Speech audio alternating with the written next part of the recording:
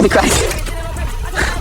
Holy Christ, there's nothing left. Your body may have gone, but you're still here. As the last pieces of armor were removed, the man finally saw what had become of him. Aside from his brain and vital organs, only one arm remained intact. The rest was gone. The sight was so horrifying that he broke down instantly, begging the doctor to kill him in the nightmare. But the doctor urged him not to give up. His wife, he explained, had signed the consent forms only because it was the only way to save him. Thinking of his family, Murphy's eyes welled with tears. Not long ago, Murphy had been an outstanding police officer with a happy little family. But an informant inside the department betrayed him, arranging for a bomb to be planted in his car. The moment Murphy touched the door handle, an explosion ripped through the air, hurling him away. The blast left him critically injured, paralyzed from the neck down, severely burned, and with almost no chance of survival. That was when the doctor approached his wife with an offer. A billionaire was funding a project to create a robot with human emotions, and after rigorous screening, Murphy was deemed the perfect candidate. It was the only way to keep him alive. His wife signed the papers. 3 months later, the transformation was complete. Murphy awoke to find his body encased in steel. He stared at his new hands in disbelief, wondering if he was hallucinating. Overwhelmed, he lashed out at the doctor and burst from the lab, only to find himself inside a heavily secured facility. He sprinted toward the perimeter wall, calculating the perfect launch point in an instant. With a running leap, he cleared the wall effortlessly. But before he could get far, the doctor issued a shutdown command. Murphy collapsed in a nearby field, powerless. Brought back to the lab, Murphy finally heard the full truth. For the sake of his wife and son, he accepted his new reality and began combat simulations. Compared to emotionless robots that fired without hesitation, Murphy's human thought slowed his reactions, and his results were underwhelming. The company CEO wasn't happy. He demanded the flaw be fixed. The doctor had no choice but to install a neural chip that would regulate Murphy's hormone output. Under normal circumstances, it stayed inactive. But the moment he lowered his visor for battle, the chip would strip away all emotion, turning him into a purely mechanical warrior. The upgrade worked. In the next test, Murphy faced an entire squad of robots alone. His advanced scanners instantly mapped every enemy position. Dropping his visor, he entered combat mode, seizing complete control of the battlefield. Every shot was perfect. Every strike was lethal. He dodged incoming fire as if he could see the future. Within moments, the squad was wiped out. Murphy passed the test and was finally granted a reunion with his family. His wife embraced him warmly, unfazed by the steel that now made up most of his body. His son clung to him, overjoyed to have his hero back. Their love eased Murphy's unease, and tears filled his eyes. The next morning, the police department held a grand homecoming ceremony. Crowds gathered outside, eager to see the legendary RoboCop. Inside, Murphy was receiving final preparations, his mind loaded with the entire police database, allowing him to instantly recognize criminals and locate them through the city's surveillance network. But when he came across the footage of his own attempted murder, his thoughts snapped back to that night. His emotions spiked, overloading the system. With the crowd waiting, the doctor was forced to lower his dopamine levels by the chip. The cost: Murphy lost every trace of human feeling. Even when his wife and son stood before him, he walked past them without a glance. Stepping on stage, he activated his scan mode. Within seconds, he identified a wanted fugitive hiding in the crowd. "Thomas King," he called out. "You're under arrest." When the man bolted, Murphy dropped his visor and leapt from the stage, firing a stun round that took him down instantly. He didn't stop there. Like a tireless machine, he moved straight to his next target, a small-time dealer flagged by the camera.